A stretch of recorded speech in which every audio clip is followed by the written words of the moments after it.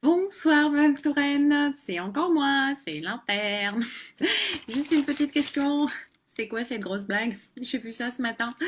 Madame Touraine demande à ce qu'on repousse les opérations en urgence pour ouvrir des lits à l'hôpital. Mais c'est tous les jours l'état d'urgence, Madame Touraine, à l'hôpital. À la bonne opération de communication, genre j'ai pris mes responsabilités, patin couffin. Alors, bon, j'ai entendu la dernière fois, vous étiez sur BFM TV, là, quand on vous a dit que vous supprimiez des postes, etc. Je vous ai entendu, non, nous avons augmenté les budgets pour l'hôpital et les effectifs soignants. Alors, pour que les gens comprennent, pour la refaire en mode pas BFM TV, Madame Touraine avec son beau brushing, en fait, les chiffres montrent que les besoins de santé ils croient de 4% par an. Et l'ONDAM, Objectif national des dépenses d'assurance maladie, en gros les sous qu'on veut bien filer au service de santé d'ISTA, ils augmentent seulement de 2% par an. Donc en fait, oui, elles les augmentent, mais bien suffisamment que ce qu'il y a besoin. Donc c'est comme si mon malade, il a besoin de 4 mg d'adrénaline, j'en mets 2, j'ai augmenté la posologie. Oui, mais docteur, je vais mourir là si vous mettez pas 4, non, c'est ça? Oui, mais on va faire un groupe de réflexion et puis je vous présenterai un plan à l'automne pour la souffrance. Alors, les hôpitaux à bout de souffle, on va tenter dans ce dernier débat de comprendre pourquoi, de comprendre ce qui s'y passe exactement. Et pour cela, nous avons trois invités.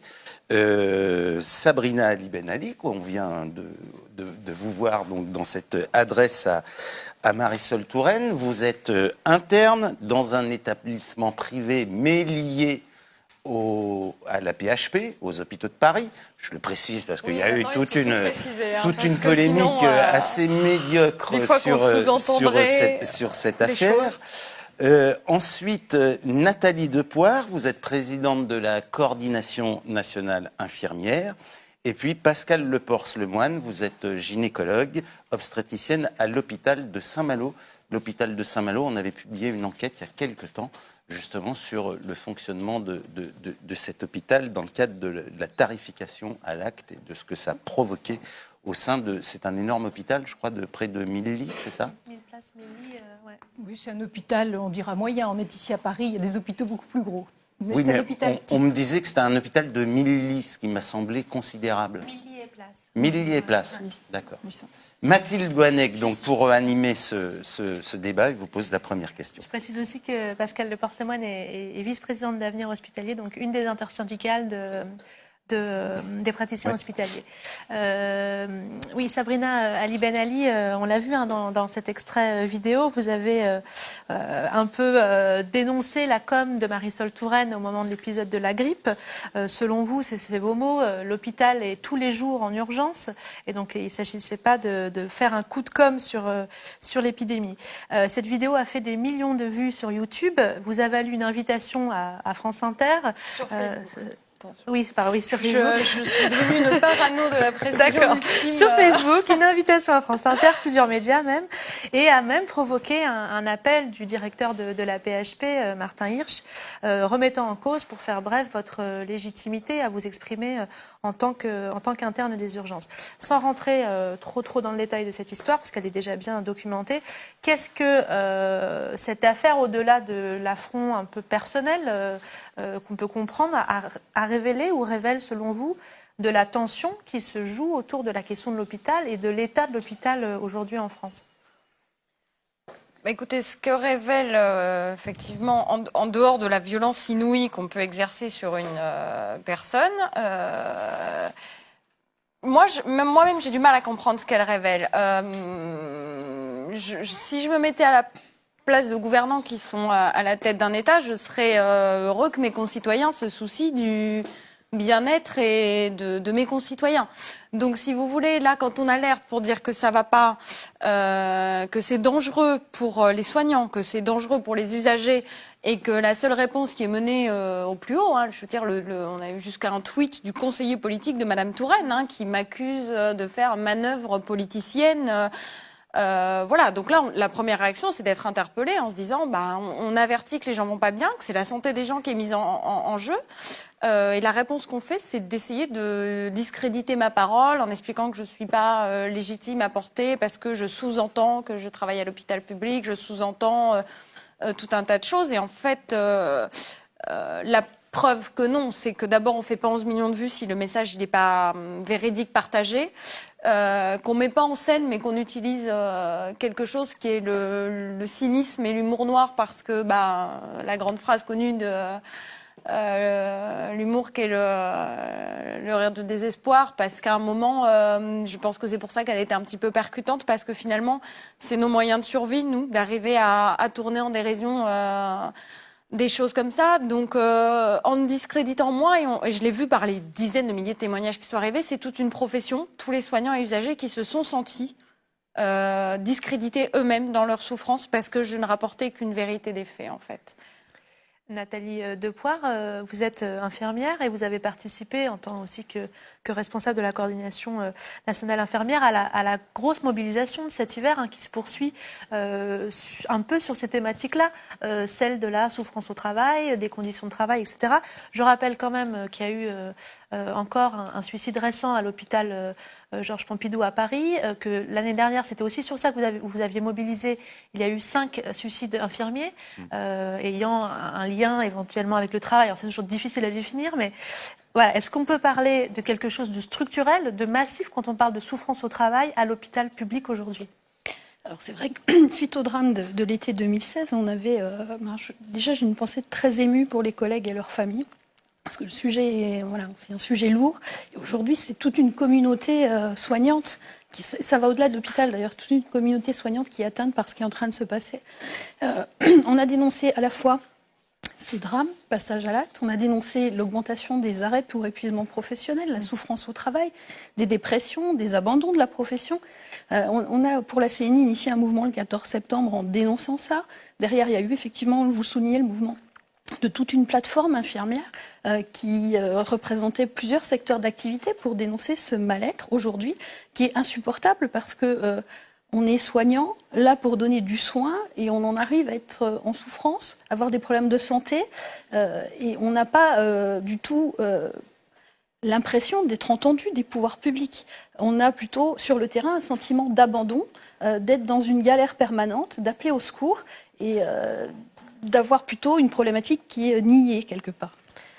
Il y a eu des réponses quand même de la ministre de la Santé suite au mouvement de mobilisation. Il y a eu 30 millions mis sur la table. C'est pas suffisant, c'est pas la bonne façon de faire. Il y a eu des éléments de réponse, une stratégie d'amélioration de la qualité de vie au travail, 30 millions sur 3 ans. Alors, je crois qu'on n'est pas du tout en adéquation avec les besoins aujourd'hui. Dire on va augmenter, c'est flécher ces 30 millions pour avoir des psychologues, pour avoir des assistants sociaux dans les services de santé au travail. Je crois qu'effectivement, on a des besoins pour prendre en charge les collègues qui aujourd'hui sont en souffrance, mais concrètement, on a besoin de mesures urgentes pour arrêter ce qui génère la problématique. Aujourd'hui, tout le problème de contraintes budgétaires que vivent les hôpitaux a des conséquences importantes. On veut transformer... Pardon, vous, au quotidien, qu'est-ce que vous voyez se dégrader le plus dans votre pratique professionnelle quotidienne ? Sabrina Ben Ali donnait quelques exemples dans votre vidéo sur des remplaçants qui connaissent absolument pas les malades, qui débarquent là complètement perdus, n'ayant pas du tout la mémoire ou les antécédents. Qu'est-ce que vous pouvez citer comme exemple concret ? Mais tout ce qu'a dit Sabrina dans la vidéo est très vrai. Les soignants s'y sont reconnus parce qu'effectivement, sous cette pression, parce qu'il faut gagner en effectif, on a des remplacements où on cherche toujours du monde. Donc on rappelle ceux qui sont en congé, on rappelle ceux qui sont en repos. Donc c'est des soignants qui s'épuisent. Quand on n'a pas trouvé quelqu'un pour revenir, on cherche dans un autre service et on va démunir un peu un service pour mettre tout le monde en procédure dégradée pour faire face aux réponses. Et parfois, on déplace. Alors ok, on a des diplômes polyvalents au départ, mais... changer de service quand ça fait 20 ans qu'on exerce dans un service de médecine et qu'on nous demande du jour au lendemain d'aller dans un service de chirurgie, il faut quand même le temps d'appréhender le fonctionnement du service, de connaître un peu les protocoles, les habitudes de service. Et ça, c'est une vraie difficulté parce que du coup, on a des professionnels qui se retrouvent à répondre à un patient, devant une question de patient à laquelle ils n'arrivent pas à répondre. Ça veut dire que quand le professeur Grimaldi dit on a encore un système de santé parmi les meilleurs du monde. C'est-à-dire que ceux qui vont faire le joint ou ceux qui vont réceptionner les difficultés, c'est pas encore les patients, mais c'est déjà le personnel. Il y a une forte souffrance des soignants. Je crois que les soignants, ils essaient de tout donner parce qu'ils sont dans leur mission de service public, dans leur volonté de donner du soin. Mais à quel prix ? Aujourd'hui, c'est au prix de leur santé, oui. Puis, si je peux me permettre d'ajouter un mot, il ne faut pas oublier qu'on est dans un des meilleurs systèmes de santé, c'est-à-dire, bon, la personne elle est venue, elle a une embolie pulmonaire, elle a une hépatite, on l'a soignée. Mais la santé, c'est pas que avoir soigné un foie, c'est pas que avoir soigné. Quand quelqu'un, il faut se rendre compte que ce que c'est une dame qui enlève sa blouse, qui a un sein tuméfié, qui a un cancer du sein et qui vous regarde et qu'elle est mise à nu devant vous. Et que ce qui tue aussi le soignant et qui nous fatigue, c'est qu'on ne peut pas donner à nos patients, oui, on les soigne, oui, elle est opérée, oui, on a ouvert ses sorties. Mais ce qui nous use, nous, au quotidien, c'est quand on dit vous pouvez rester 1 minute avec nous et qu'on ne peut pas. Quand on a une famille qui pleure et qu'on ne peut pas rester avec eux parce qu'on n'a pas le temps de leur expliquer. C'est ça aussi qui tue le soignant. C'est qu'à un moment, nous, on a l'impression qu'on fait plus de notre travail. Quand on a mangé tous ces temps-là, parce que la médecine, c'est pas que ça. Même l'OMS le décrit, la santé est un état de bien-être mental et physique. Et la personne, l'humain, on n'a plus le temps de s'en occuper. Et ça, c'est pour eux. Et pour nous, que c'est épuisant. Et ça, dans tous les jours, on le voit. On a publié une enquête il y a quelques mois qui racontait une sorte, c'était assez incroyable, une série d'études visant à rationaliser justement votre travail, le travail d'infirmière, et rationaliser jusqu'au geste, jusqu'au déroulé des gestes. Est-ce que vous voyez ça arriver, vous, dans votre travail? Parce qu'on a l'impression que c'est un peu une sorte de transposition d'une chaîne de montage automobile où on réfléchit aux gestes de l'ouvrier qui est sur la chaîne et on chronomètre ces gestes-là et qu'on transposerait ça dans un univers tout autre qui est celui de l'hôpital. Est-ce que je me trompe? Est-ce qu'on en est véritablement là? C'est déjà Mais le cas. On en est complètement là. Effectivement, on a aujourd'hui une demande de réorganisation de l'hôpital. Et ça se pose comment? Avec une demande à l'encadrement de monter un projet où on lui dit, on dit au cadre, il faut que vous trouviez une organisation de travail où vous avez X infirmières ou X aides-soignantes pour tant de lits. Et derrière, on a un chronomètre pour vraiment chronométrer ce qu'on est en train de faire sur le terrain, rationaliser le temps et toute la dimension humaine dont on parlait, qui est quand même une dimension essentielle, nous, pour donner du soin. Moi, j'ai démarré ma carrière il y a 20 ans, on parlait d'humaniser les hôpitaux. Aujourd'hui, on parle de rentabilité, on parle de clients, on nous parle d'une entreprise, on l'entend aussi dans le discours des directions. C'est pas possible. Nous, on veut une vraie discussion pour avoir des effectifs qui soient adaptés aux besoins de la prise en charge. C'est-à-dire combien d'aides-soignants, combien d'infirmiers au lit du patient par rapport aux soins qu'on doit prodiguer.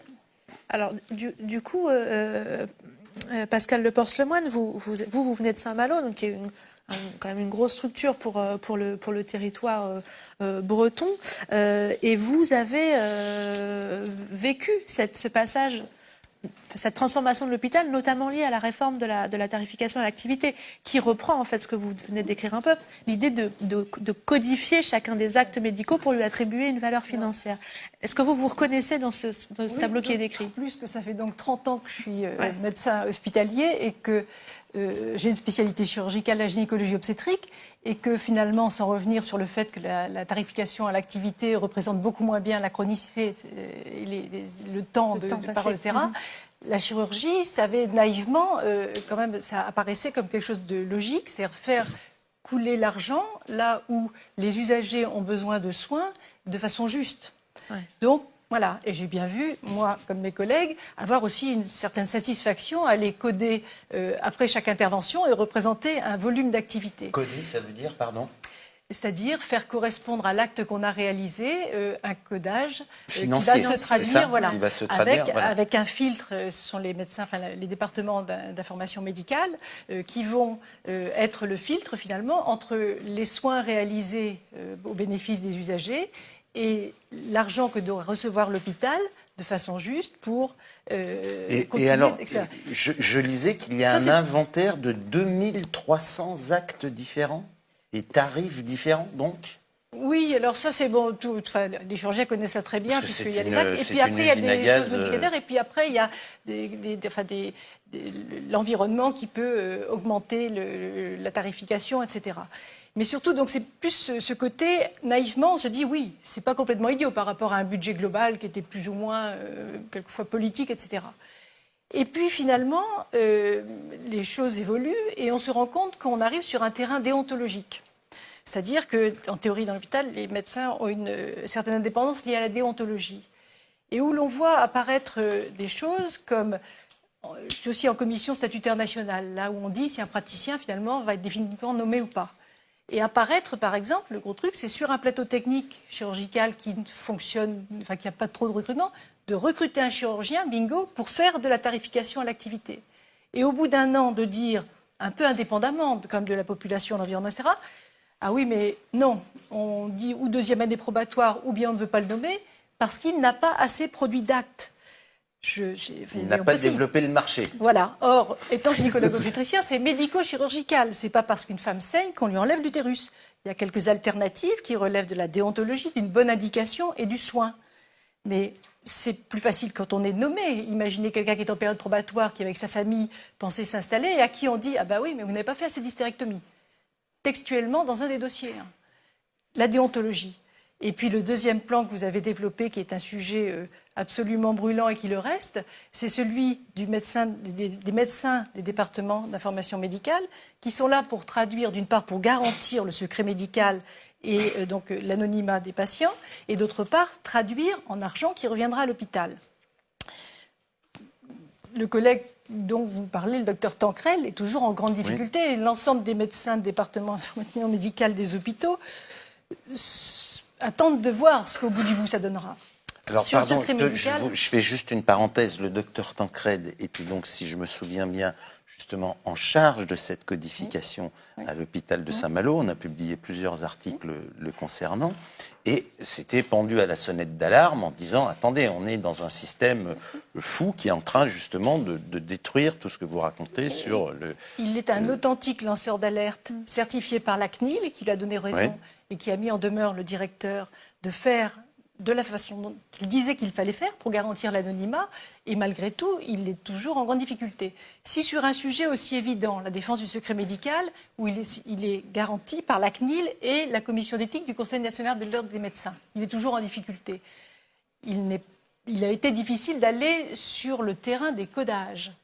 Et des sociétés, c'était aussi un peu le fond, des sociétés qui viennent corriger les codages. Donc déjà, moi, naïvement aussi, en tant que médecin, je me dis, il y a des services qui sont faits pour ça dans les hôpitaux, pourquoi fait-on intervenir des sociétés extérieures qui, au passage, alors, on explique bien à la communauté soignante que c'est bien parce que ça va rapporter de l'argent, et finalement, c'est comme ça qu'il y aura plus de moyens. Et c'est là où ça devient pervers et très... Voilà. Et...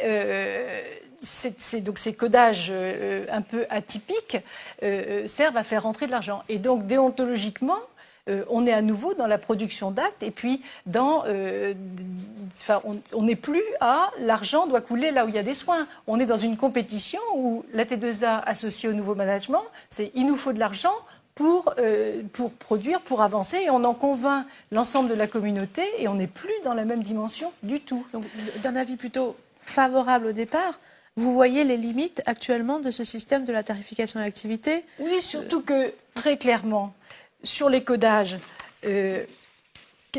n'importe qui se dit, voilà, ça c'est un graphique de codage. Quand vous voyez que les groupes des hôpitaux sont pour un type de séjour, sont groupés, et qu'un seul hôpital dépasse beaucoup. Par exemple, fait des séjours très lourds, par exemple des nouveau-nés. Naïvement, je me dis aussi, ayant donné ce graphique à Mme Touraine en main propre, la Caisse régionale d'assurance maladie devrait aller voir qui est très atypique, qui fait le... Jamais. Jamais. Ça n'a jamais été contrôlé depuis. C'est pas les bons séjours qu'on contrôle. C'est pas les bons... Donc finalement, la tarification à l'activité que naïvement on pouvait penser faire couler l'argent là où les usagers en ont besoin, peu ou prou, on en revient un peu au budget global où il y a sûrement des éléments politiques et puis où il faut mettre de l'argent. Alors après, ce serait plus net si c'était réellement la tarification, enfin réellement les soins pratiqués, etc. Et puis qu'on dise il y a un autre endroit où, du point de vue couverture géographique, du point de vue accès des personnes aux soins, il y a une exception géographique. Effectivement, entre autres, on l'a dit tout à l'heure, l'obstétrique, c'est pas rentable. Mais là, il faut, voilà. Et donc, il faut de l'argent, mais les choses seraient nettes. Tandis que masquer un système, dire c'est de la tarification à l'activité, et puis finalement le pervertir, appuyer sur un médecin qui pourrait être nommé, il faudrait qu'il opère un peu plus, plutôt peut-être que donner un traitement médical. Ça ne va plus du tout. Qu'un médecin du département d'informatique médicale qui vraiment est quelqu'un qui est injuste, qui est un vrai lanceur d'alerte, soit toujours placardisé alors qu'il n'a fait que son métier. C'est-à-dire que lui, à contrario, pouvait être poursuivi au pénal s'il ne dénonçait pas une atteinte au secret médical. Oui, on Cette voit un affaire peu est connue. le- Et c'est grave parce que tous les médecins d'IM de France attendent de voir ce que ça va donner. Parce que avant d'être un lanceur d'alerte, il faut savoir le prix qu'on en paye. Hein. Sabrina Ali Ben Ali, vous avez commencé votre internat, je crois, en 2014. Vous n'avez connu que le système de la tarification de l'activité appliqué à l'hôpital. Est-ce que pour vous, c'est le nœud de ce que vit l'hôpital en ce moment, ou est-ce qu'il y a d'autres choses qui rentrent en ligne de compte? On a parlé, par exemple, du management, qui n'est pas directement lié à cette question-là. Est-ce que... Tout ça est lié. Il y a plein de choses. Elle a très bien expliqué. On est arrivé aux dérives. Moi, combien de fois j'ai entendu le temps d'une pause cigarette dans les couloirs des infirmières lors de mes stages passés, etc., m'expliquer qu'on fait même de la rétention de patients parce que tout le monde a bien compris le système. Si on n'a pas assez tarifié, ça veut dire qu'on va nous dire que ce service ne travaille pas assez. Donc, on va supprimer des postes d'infirmières parce que on fait trop d'actes, donc elles ont peur d'avoir des services en moins. Donc, si un patient est décédé à 23h58, on va mettre minuit 3 pour tarifier une nuit de plus, pour être sûr qu'à la fin, on ne va pas sucrer des lits dans le service. Oui, c'est ça la réalité telle qu'elle est. Il faut bien se rendre compte d'où on en est. C'est pour ça que l'alerte, elle est grave. Et comme vous le disiez, moi, je commence juste à payer un tout petit peu le prix. C'est vrai qu'il faut être... il faut avoir beaucoup de copains et plein de messages comme font les gens. Ensuite, c'est tout ça. C'est la logique aussi managériale de cet hôpital, effectivement, qui devient une entreprise. Faut les voir. On a interpellé souvent. Pourquoi est-ce que les patients aux urgences, pourquoi est-ce qu'on n'inventerait pas même des spots pour expliquer aux patients pourquoi là, c'est pas forcément de l'urgence. Mais non, pourquoi? Parce que la TDSA, monsieur qui vient pour pas grand-chose et qui repart juste avec Space-Fond Doliprane, qui a mobilisé un infirmier 10 minutes, fait un acte. Ça fait un acte et ça fait de l'argent pour le service. Que les soignants ils soient épuisés derrière, qu'il y ait une infirmière qui fasse l'accueil, qui photocopie la carte d'identité, la carte vitale, que derrière nous, ça nous mobilise sur les peut-être 5 minutes qu'on aurait le temps pour aller manger quelque chose. Non, c'est ces gens-là. Donc tout ça, c'est toutes ces logiques, les fermetures d'hôpitaux de proximité, c'est toute une logique même de service public. Tous les gens qui arrivent parce que nos confrères en libéral sont pleins jusqu'à 23h. Moi, les gens, ils me viennent, je leur dis, vous n'avez pas vu de médecin généraliste? Mais si j'ai appelé, il peut me voir dans 15 jours. Vous n'allez pas rester 15 jours avec un lumbago. Mais un lumbago, il pourrait être traité ailleurs que dans un service d'urgence. Sauf que non, voilà, c'est toute la structuration qu'on a fait de la logique managériale et rentable. Mais là, on voit un document amélioration de la qualité de soins. Mais comme je l'ai dit sur ma page, on ne veut pas un document de 200 pages. C'est pas ça qu'il nous faut. Il faut arrêter de supprimer. Juste, il faut rendre à l'hôpital ce qu'il est. Un endroit où on est, où on vit, où on est malade, où on meurt, où on a peur. Évidemment, on ne vit pas dans le monde des bisounours. On sait que tout ça doit avoir un budget. La question, elle se pose comment? On part du besoin des citoyens, on y répond? On dit non, moi je vous donne ça, débrouillez-vous. Non. Et surtout qu'on a les moyens de le faire et on le sait. Il y a un autre élément aussi, qui est qu'on finit par mettre plus d'argent sur le contrôle des soins que sur les soins.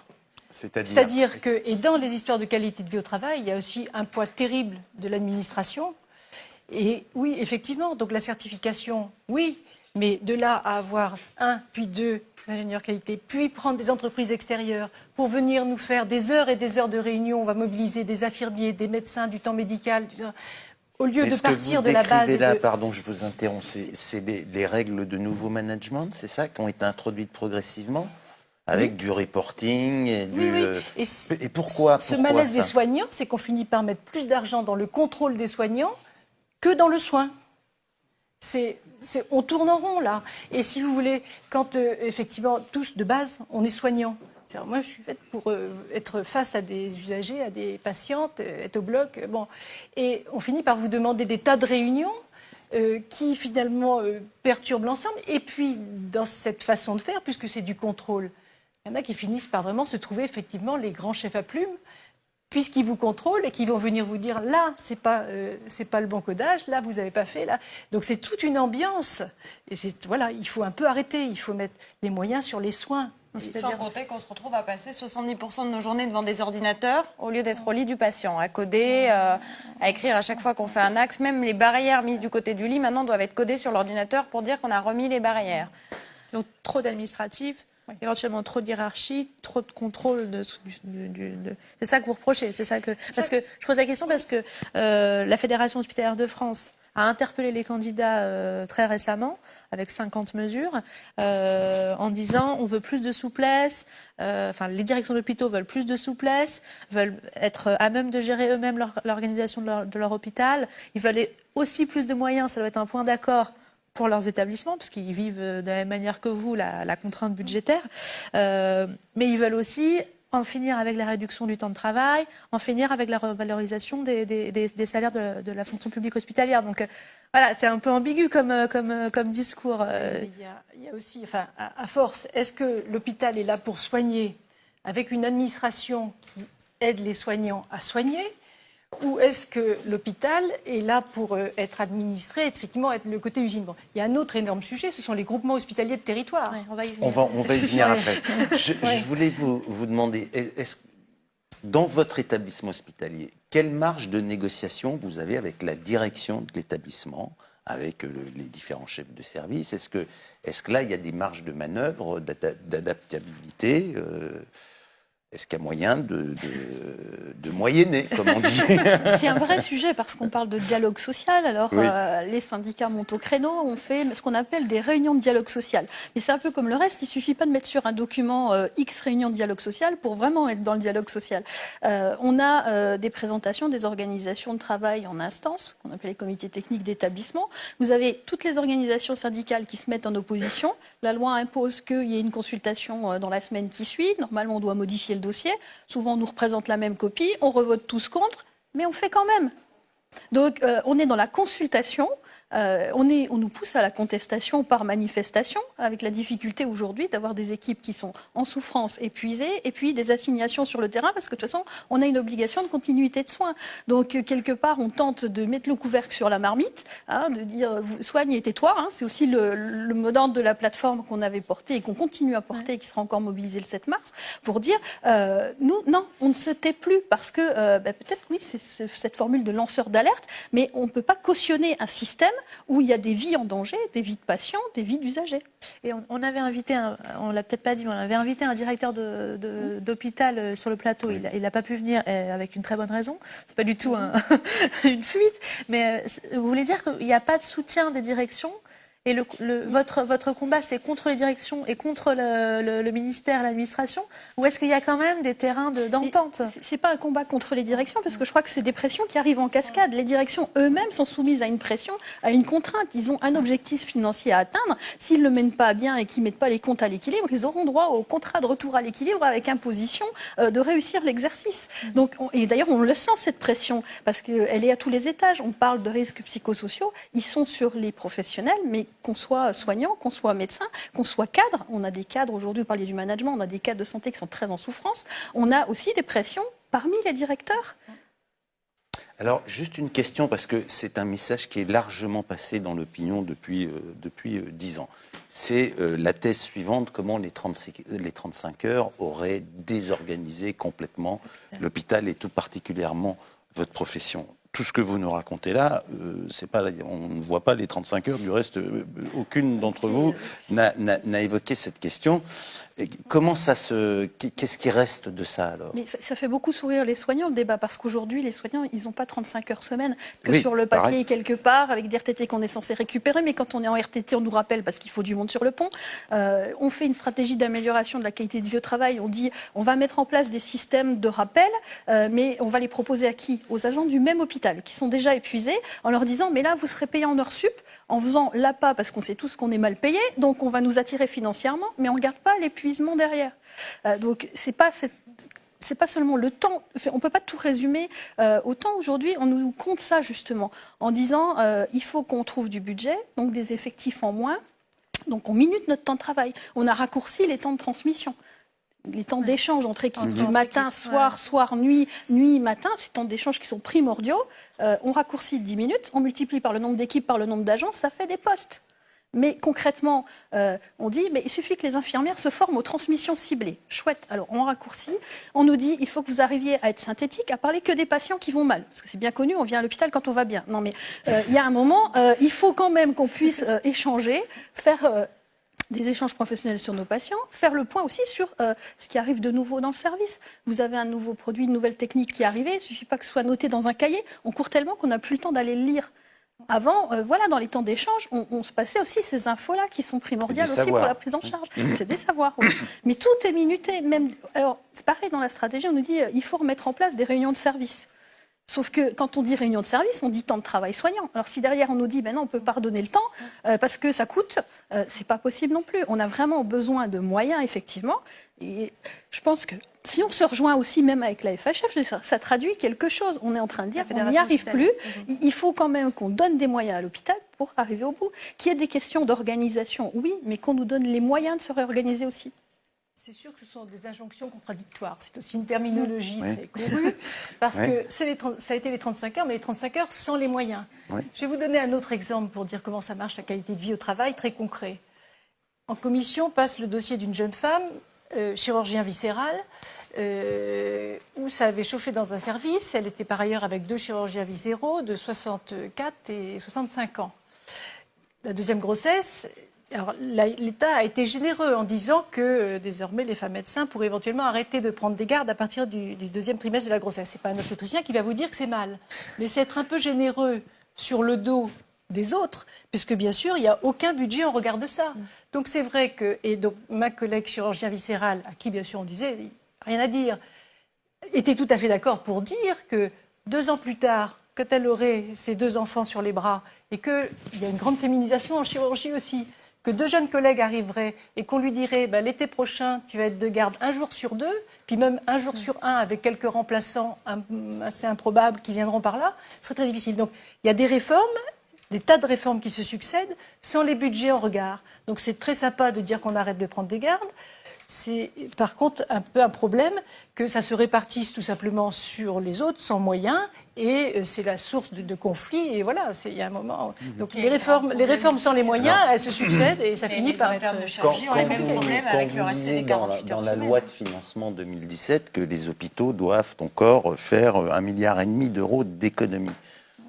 À l'échelle de votre établissement, par exemple, j'imagine que vous en avez parlé, vous avez une projection sur l'année, comment vous faites? Alors, on rentre dans beaucoup d'autres choses. On va encore retomber sur les GHT parce que il y a effectivement, soit on met un coefficient et puis on tond tout le monde.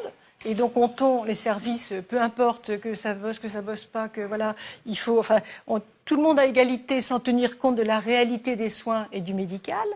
Soit on essaie de faire des choses intelligentes et éventuellement il y a quelques restructurations à envisager, des plateaux techniques qui ne sont pas forcément possibles à maintenir parce que ce n'est pas des bons équilibres de sécurité-proximité. C'est-à-dire la proximité est une chose, la sécurité en est une aussi très importante qui nous préoccupe en permanence. Et peut-être qu'à un moment, il faut aller avoir le courage de faire certaines restructurations qui seront bien pour la sécurité, qui permettront de dégager du budget et à nouveau de faire couler les moyens, aller les moyens là où il y en a réellement besoin, plutôt que de faire un truc... Ça, si j'ai bien compris, mais je vais laisser Mathilde en parler parce qu'elle connaît bien mieux que moi, c'est cette réforme des groupements par territoire. Hospitalier de territoire. Oui, juste, je le rappelle, parce que c'est l'autre grande réforme après la tarification à l'activité.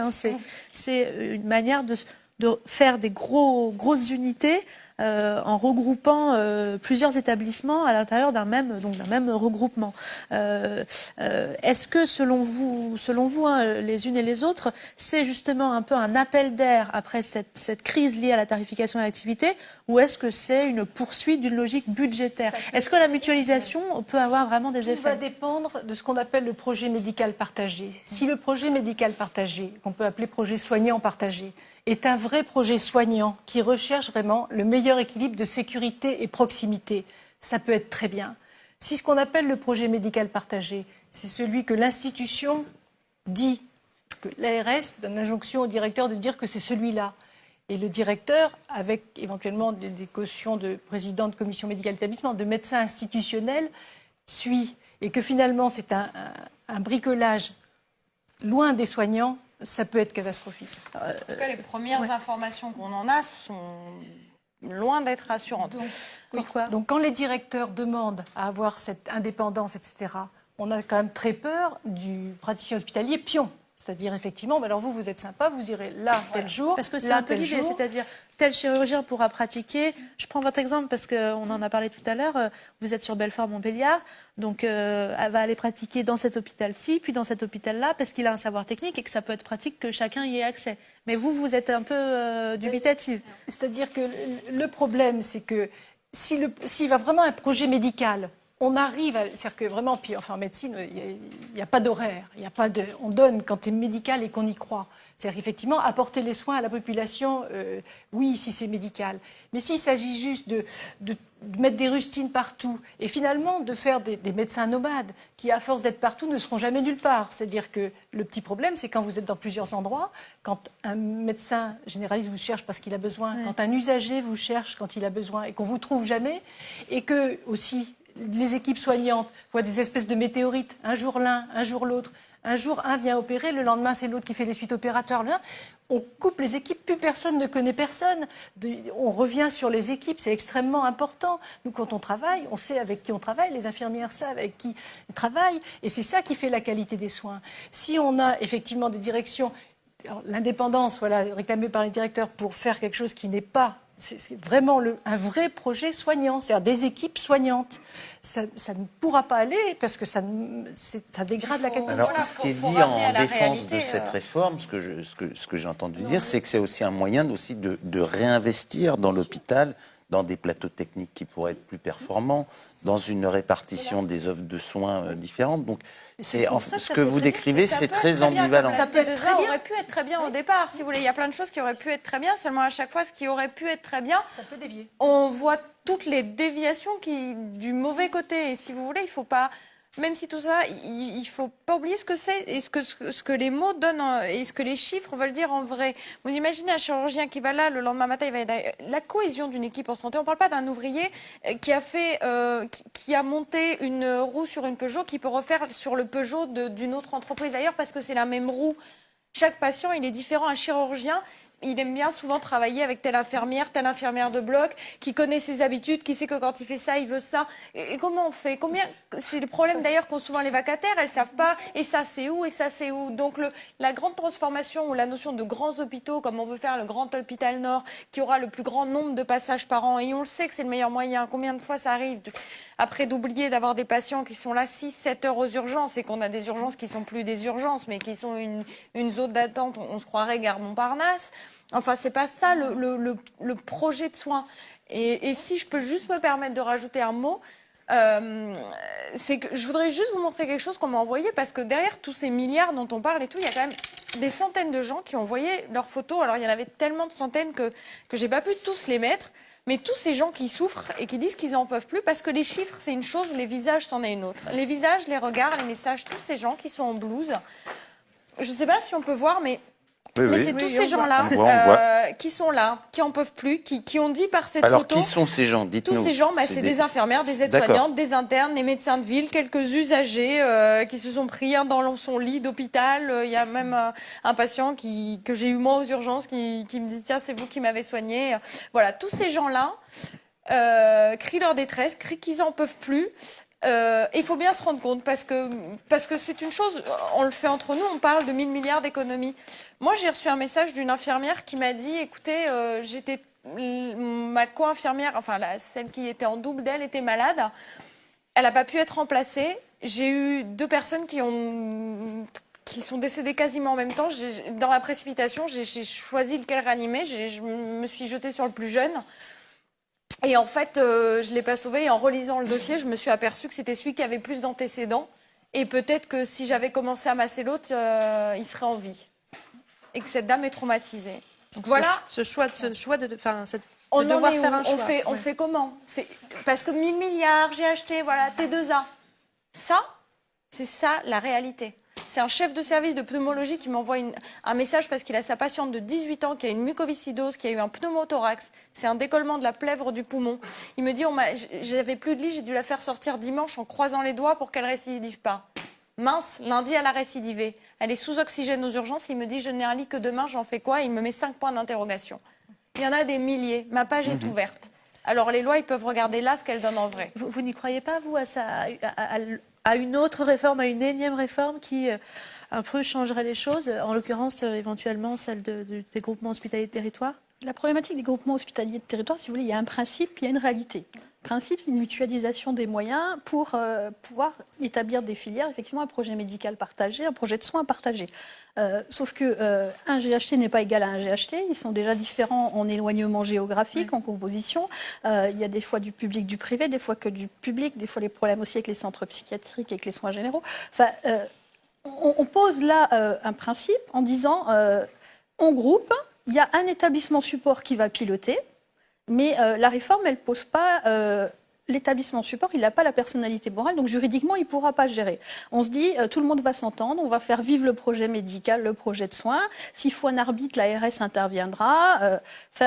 On a déjà eu plein de précédents aujourd'hui. Qui définit ce projet médical que vous avez la communauté médicale de chaque établissement va devoir travailler, présenter, et derrière, on aura les équipes soignantes. Et ce projet est validé par l'ARS, l'Agence régionale de santé. Ça sera déjà validé dans les établissements, mais c'est vrai que il y aura une obligation de mettre en œuvre. Sauf que on sait aujourd'hui que faire vivre un projet d'établissement, projet médical, projet de soins, c'est déjà complexe sur un seul établissement. Le faire sur plusieurs, c'est une autre complexité. Et puis surtout, si la mutualisation, c'est mutualiser le partage de la galère qu'on connaît aujourd'hui, je ne vois pas où on apporte des solutions. Vous parliez tout à l'heure Belfort-Montbéliard. Alors c'est un peu différent parce que le GHT est en train de se mettre en place, mais c'est une fusion qui date, Belfort-Montbéliard. On a une fusion administrative 2000. On arrive en 2017 au déménagement. Par contre, ce qu'on sait, c'est que 2 sites, on a été obligé de mutualiser les moyens médicaux, donc des médecins qui courent d'une ville à l'autre, qui s'épuisent, et derrière des équipes soignantes qui cherchent des prescriptions. De la fatigue, c'est jamais bon dans les équipes parce qu'on a les nerfs à fleur de peau et du coup, dans l'ambiance, c'est difficile aussi de travailler. Mais on n'a pas l'impression que la réforme présentée, elle apporte des solutions à la problématique. Et vous ne pensez pas que ça peut être un moyen de monter en gamme en termes d'offres de soins ? Mais monter en gamme, essayer de répondre si on met une filière quelque part et déjà la population a beaucoup de kilomètres à faire, c'est aussi une problématique pour les usagers. Encore une fois, si on va obliger les médecins à faire un site un jour, un autre site un autre jour, à des kilomètres de distance, je ne vois pas où est le gain, parce qu'à un moment, il faut bien qu'ils récupèrent aussi. On a du mal à avoir cette lecture. Alors, sur le papier et sur la présentation, c'est l'objectif annoncé. Ouais. Nous, concrètement, au regard de ce qu'on vit au quotidien, on a du mal à voir la réponse. Il faut bien entendre que ce n'est pas une opposition au principe, à nouveau, des groupements hospitaliers de territoire. Ouais. Et vous avez posé la seule question qui va être posée. Qui dit le projet médical? Qui dit le projet soignant? Très simple. Au hasard, la périnatalité. C'est très sensible, les maternités. Vous avez vu, il y en a plein les journaux, carrés, un film, tout ça. Oui, bien sûr. Qui dit le projet médical? Est-ce que le projet médical est soignant? Ça va être obstétriciens, sages-femmes, pédiatres, anesthésistes qui vont parler de sécurité. Les jeunes qui vont dire « moi je veux bien ». C'est pas sûr. Non, c'est pas sûr, ça va pas. Il n'y a pas tout qui suit, la réanimation, la pédiatrie. Qui va dire le projet médical? On revient sur la déontologie. C'est-à-dire si ce sont les soignants qui disent « oui, il y a un problème d'éloignement, attention, là il y a peut-être une exception géographique ». Ou bien « non, en fait c'est pas très loin et par contre on maintient quelque chose qui n'est pas sûr ». Si le projet soignant est un vrai projet soignant, on s'y engagera et ce sera bien. Mais si c'est un projet qui, on est d'accord, c'est difficile politiquement ces sujets-là, c'est difficile socialement. Et le pacte de confiance avait très bien dit qu'il fallait commencer par un volet social. S'il y a des histoires d'emploi, c'est souvent le premier employeur d'une ville, l'hôpital, etc. Oui. Si tout est fait de travers comme ça et que finalement on impose, parce que c'est pareil, la commission médicale d'établissement dans un hôpital, c'est pas une instance extrêmement démographique, la moitié des gens sont nommés par le directeur. Démocratique, voilà. Donc, il y a comme ça un peu découvert une espèce de caution. Non, mais ce qu'on dit, ça va être le projet des équipes médicales qui vont prendre en charge. On l'a bien vu tout récemment à l'IGR, où la nomination, l'Institut Gustave Roussy, où les équipes soignantes remettaient en cause la nomination d'un nouveau directeur de pôle, si je ne m'abuse, ou de gestion, et qui a été directement nommé par la ministre, que nenni des avis de soignants. Et ça, le processus a été étatisé de haut en bas. On nomme les directeurs d'ARS, les directeurs d'ARS nomment les directeurs d'hôpitaux, les directeurs d'hôpitaux nomment des chefs de pôle, et puis... donc, c'est ça. À quel moment les soignants et les usagers ont-ils voix au chapitre? Est-ce qu'à Saint-Malo, par exemple, vous avez commencé à travailler sur un projet de ce type? Et si oui, comment ça se passe? Ça fait 20 ans. Non, mais sur un projet Ça se fait médical pas. de groupement. Tout le monde, il y avait des dates. Voilà, non, je parlais de la périnatalité, Ah ça oui, fait oui. 20 ans, mais que Oui. ça ne bouge Mais pas. sur un groupement Je peux vous hospitalier dire- territoire. Je peux vous dire que, en l'occurrence, pour ce qui est des soignants, c'est quelque chose qui doit se décider de restructuration ou pas dans les quelques mois, mais que ni pédiatre, ni anesthésiste, ni obstétricien, non, c'est le blackout depuis plusieurs mois. C'est-à-dire que vous n'êtes pas tenu au ben non. courant de ce qui va se passer Non. Ça va sortir un jour d'une décision administrative, mais non. Peut-être pour terminer, parce que les gens peut-être ont envie de se coucher, mais c'est passionnant. On a lancé cette soirée un peu comme ça, c'est-à-dire la santé est un enjeu, l'hôpital est un enjeu, la présidentielle approche, c'est un sujet important. Bon, est-ce que véritablement vous avez le sentiment que ce sujet-là est dans la présidentielle, est dans le débat? On a parlé de la sécurité sociale, mais vraiment spécifiquement sur l'hôpital. Est-ce que vous êtes un peu entendu? Manifestement pas trop, selon vous, mais voilà, est-ce que c'est un sujet? Est-ce que c'est un enjeu du débat? Moi, je dirais que c'est un vrai sujet. Il y a un enjeu réel de santé publique qui dépasse le cadre de l'hôpital. C'est quel système de santé? Parce qu'on parlait de l'embolisation aux urgences, il faut aussi résoudre les problématiques sur le réseau ville. C'est un tout. Et aujourd'hui, non, on n'a pas, à part des petites bribes, on n'a pas concrètement vu dans le débat présidentiel le programme santé développé qui répond. Alors moi, je suis un syndicat qui est complètement indépendant politiquement. À CNI, on ne fait pas de politique et on ne donnera jamais de consignes pour qu'il faut voter. Mais concrètement, le nombre de soignants qui sont en attente et qui regardent, c'est des électeurs potentiels aussi. Donc, à bon entendeur, commencez à vous intéresser aux problématiques de santé. La problématique de santé, elle ne touche pas plus un parti qu'un autre. C'est la problématique de tous, c'est la problématique des soignants, des médecins, de vous, de moi. On est tous des usagers du système de santé. Donc, on est tous intéressés.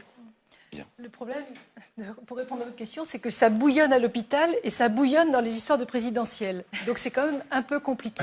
Il y a une chose qui est certaine, c'est qu'il y a malheureusement, parce que c'est extrêmement grave, le focus mis sur ce qui est maintenant pudiquement appelé la qualité de vie au travail, en fait, qui sont les risques psychosociaux. Et manifestement, ça, c'est récent, l'accent est mis, donc sûrement aussi avec un angle d'écoute, et les usagers aussi entendent ça. Et il est certain qu'il faut que pour bien soigner, il faut que les soignants aillent bien d'abord eux-mêmes, parce que c'est vrai qu'aider moralement des patients, il faut d'abord être pas trop mal, et puis être pertinent aussi dans ses décisions en urgence, etc. Donc voilà, ça c'est un sujet qui prend. Sinon, il y a un tel bouillonnement dans tous les sens et partout là que je sais pas ce que C'est un dernier mot, puis vous partagez l'analyse. Il faut que cette question soit évidemment au cœur du débat. Moi, de fait, mes convictions politiques, on les connaît, mais je refuse de m'exprimer à ce sujet en tant que porte-parole des soignants. C'est pourquoi on m'a invité ici. Si vous voulez, en tout cas pour le gouvernement en cours, moi, la réponse, je l'ai reçue par un premier conseiller de la ministre de tutelle elle-même qui dit non, chut, hop, on se tait. Donc moi, je suis juste ravie de voir que dans le débat, on parle de la prise en charge, enfin, que la sécurité sociale, qui est un des grands traits de ce pays, d'Ambroise Croizat, qu'il faut pas perdre parce que c'est aussi ça. Même c'est bien de soigner tout le monde. On est dans le pays des bisounours. C'est les meilleurs indicateurs économiques d'un pays sont les meilleurs quand sa population va bien. Parce que je sais pas, l'hôpital doit être au budget à la fin de l'année, mais l'hôpital, c'est pas l'hôpital, c'est les gens qu'on soigne qui vont dans leurs entreprises être efficaces parce qu'ils sont pas malades, dont on a dépisté tôt des maladies et qui vont pas entraîner à long terme d'autres dépenses.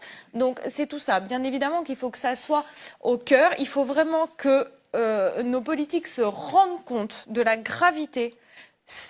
On ne doit plus jamais voir un soignant se suicider à cause de son travail.